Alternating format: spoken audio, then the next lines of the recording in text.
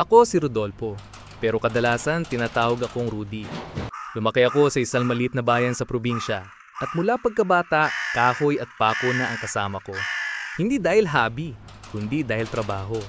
Anak ako ng karpintero at mula sa kanya ko unang natutunan kung paano humawak ng martilyo, kung paano mag-ukit at kung paano magtiyaga kahit paulit-ulit na masugatan ng kamay.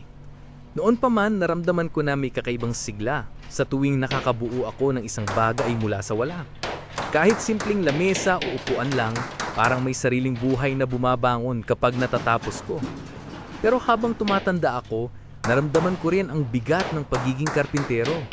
Pawis, alikabok at madalas na kakarampot na kita. Habang ang iba nakaupo sa opisina, kami naman laging nasa ilalim ng araw, nakayuko at nagbubuhat ng mabibigat. Madalas kong isipin, hanggang dito na lang ba ako? Hindi ako agad umamin pero may parte ng puso ko na gustong tumakas. Hindi mula sa trabaho mismo, kundi mula sa limitasyon na tila nakatali sa akin. At doon nagsimula ang paglalakbay ko mula sa pagiging karpintero, papunta sa pangarap na hindi ko akalaing mararating, ang pagiging engineer. Bata pa lang ako, sanay na ako sa hirap. Pagkatapos ng high school, hindi na ako agad nakapag-college. Wala kaming sapat na pera. Kaya pumasok ako bilang helper sa construction site, kung saan karpintero ang tatay ko. Akala ko noon, madali lang ang lahat. Pero ilang araw pa lang, ramdam ko na ang matinding bigat. Hindi lang katawan ang napapagod, pati loob. Araw-araw, gigising ka ng alas 5, kakain ng kanin na may tuyo, tapos diretso na sa site. Mainit ang araw, mabigat ang semento, at kung minsan, sisigawan ka pa ng foreman kapag mabagal ang kilos. Wala kang ligtas. Kasi kung reklamo ka ng reklamo, baka tanggalin ka pa sa trabaho. Ang masakit, kahit pagod na pagod ka, ang sahod kulang pa rin para makabayad ng kuryente at bigas. May mga gabi na uuwi ako, tahimik lang sa hapag, tinitingnan ng tatay kung halos hindi na makagalaw sa sakit ng likod. Gusto kong itanong, Itay, hanggang kailan natin kaya ito? Pero hindi ko masabi. Kasi alam kong kahit siya, walang sagot. Dumating ang punto na parang nawalan ako ng gana. May mga kaibigan ako nakapag-aral at nakikita ko sa social media, nakapustura sila, nasa opisina, nakaharap sa computer at malinis ang kamay. Samantalang ako, puro kalyo, putik at alikabok. May inggit, may hiya, may lungkot. Ang pakiramdam ko kahit anong gawin ko, hindi ako makakaalis dito. Isang gabi, kinausap ako ng kaibigan kong si Arman. Parang alam niya kung anong ginagawa ko. Rudy, hanggang kailan ka magtitiis? Hindi ka ba nangangarap? Siyempre, nangangarap. Pero saan ako kukuha ng pamasahe papuntang pangarap? Tumahimik siya at doon ko lalong naramdaman ang bigat ng sitwasyon.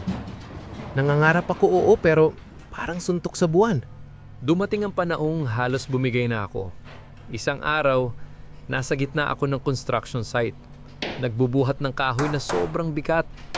Dahil sa pagod, nadulas ako at muntik nang mabagsakan ng paa. Buti na lang mabilis ako nakaiwas. Pero nung oras na yon, parang lumiwanag sa isip ko ang isang malupit na tanong. Kung natamaan ako at hindi na makagalaw, ano mangyayari sa akin? Umuwi ako na halos nanginginig sa takot. Hindi lang dahil muntik na akong masaktan, kundi dahil narealize ko na napakadelikado ng buhay namin mga karpintero. Isang pagkakamali lang, tapos na. At ano masakit, kahit ibigay mo ang buong katawan at lakas, hindi ka pa rin makakaahon kung walang pagbabago. Kada linggo, paulit-ulit ang kwento. Trabaho, pagod, kulang ang kita, tapos utang na naman sa tindahan. Parang gulong na paikot-ikot. Nadarama ko ang pagkaipit na para bang may pader sa harapan ko na hindi ko kayang lampasan. Kahit gusto kong tumalon, wala akong hagdan. May mga gabi, nakatingin lang ako sa kisame. Tinatanong ang sarili, hanggang kailan ka magbubuhat para sa pangarap ng iba, Rudy? Wala ka bang sariling pangarap na ipaglalaban? Minsan, naglakas loob akong magsabi sa tatay ko. Tay, gusto kong mag-aral ulit. Gusto kong maging engineer. Rudy, alam kong kaya mo. Pero saan natin kukunin ng panggastos? Parang binuhusan ako ng malamig na tubig. Tama siya. Paano nga ba? Naisip ko, baka hanggang dito na lang talaga ako. Pero kahit anong pilit kong itaboy ang pangarap, bumabalik at bumabalik sa isip ko. Parang may apoy na ayaw mamatay. Isang araw, habang nagpapahinga sa barracks ng site, may nakita akong lumang dyaryo. Nakasulat doon ang tungkol sa isang scholarship program para sa mga underprivileged pero determinadong mag-aral ng engineering. Para akong nabuhusan ng bagong pag-asa. Binasa ko pa ulit-ulit at kinabukasan, tinanong ko agad si Arman kung may alam siya tungkol dito. Subukan mo, Rudy. Wala namang mawawala sa'yo. Pero paano kung hindi ako matanggap? Paano kung matanggap ka? Hindi mo malalaman kung hindi ka susubok. Napaisip ako. Tama siya. Kaya kahit kinakabahan, nag-apply ako. Hindi madali. Kailangan ng requirements, recommendation letter at exam. Gabi-gabi kahit pagod na pagod ako sa trabaho, nag-aaral ako gamit ang lumang libro na nahiram ko sa kapitbahay. May mga oras na halos hindi na ako makakita sa antok, pero pinilit ko. Pagkatapos ng ilang linggo, dumating ang liham. Natanggap ako. Hindi ko may paliwanag ang saya at kaba. Ang problema na lang, paano ko paghahati-hatian ng oras sa trabaho at sa pag-aaral? Hindi ko kayang basta bitawan ng kita sa site kasi kailangan pa rin ng pamilya ko. Kaya ginawa ko, umaga, trabaho, gabi, klase. Walang araw na hindi ako pagod, pero tuwing naiisip ko na unti-unti kong natutupad ang pangarap, parang nadodoble ang lakas ko. Maraming beses na muntik na akong sumuko. May mga araw na bagsak ako sa klase dahil sa puyat. May mga pagkakataon na nahuhuli ako sa bayad ng tuition kahit may scholarship kasi may miscellaneous pa rin.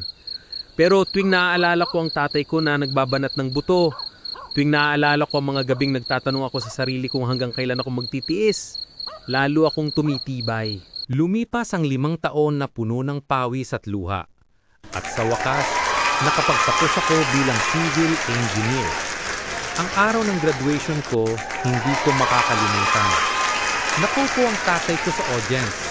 Nakabarong na luma pero malinis. Umiiyak siya habang inaabot ko ang diploma. Hindi siya nagsalita, pero sa tingin niya, ramdam ko na proud siya. Pagkatapos ng ilang buwan, nakahanap ako ng trabaho sa isang engineering firm. Hindi man agad mataas ang sahod, pero malinis, ligtas, at higit sa lahat, may malinaw na direksyon. Unti-unti kong natupad ang mga bagay na dati pangarap lang.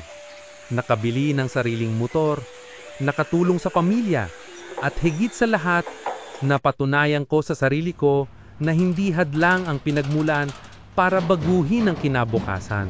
Ako si Rodolfo Almeda, isang karpintero noon at isang inhinyero na ngayon. Hindi naging madali ang lahat. Ang bawat sugat sa kamay ko, ang bawat gabing walang tulog, at ang bawat luha ng pangamba ay naging puhunan para makarating ako sa kinatatayuan ko ngayon. Natutunan ko na ang hirap ay hindi dahilan para sumuko. Minsan, ang hirap pa nga ang natuturo sa atin ng tunay na halaga ng pagsusumikap.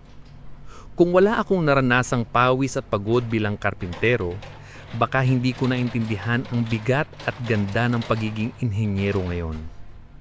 Hindi ko rin nakakalimutan ang mga taong naniwala sa akin kahit konti lang kami. Ang kaibigan kong si Arman na nagtulak sa akin para sumubok at ang tatay ko na kahit may pag-aalinlangan, pinili pa rin suportahan ako. Ngayon, malinaw sa akin ang aral.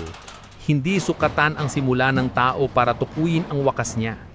Ang pagiging mahirap, ang pagiging limitado, hindi iyon panghabang buhay kung pipiliin mong lumaban at maghanap ng paraan.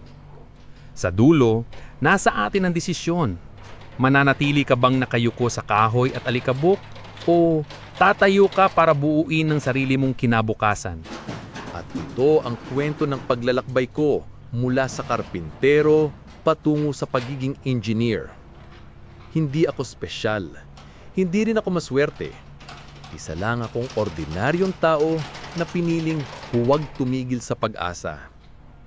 Kung ikaw na magikinig ngayon ay nasa puntong pakiramdam mo'y wala ka ng pag-asa, gusto kong sabihin na meron pa. Hindi madali, oo, pero posible. Ang pangarap ay hindi para sa mayaman lang. Ang pangarap ay para sa lahat ng handang magtiyaga, magsakripisyo at sumubok kahit natatakot. Huwag mong hayaan na ang pinagmulan mo ang humadlang sa pupuntahan mo. Simulan mo sa maliit, kumapit sa pag-asa at huwag matakot sa hirap. Dahil kung isang karpintero tulad ko ay naging engineer, ano pa kaya ang kaya mong marating? Kung nagustuhan mo ang kwento kong ito, suportahan mo pa ang iba pang kwento ng pag-asa at pagbabago. Mag-subscribe, makinig, at sama-sama tayong magtulungan para abutin ang ating mga pangarap.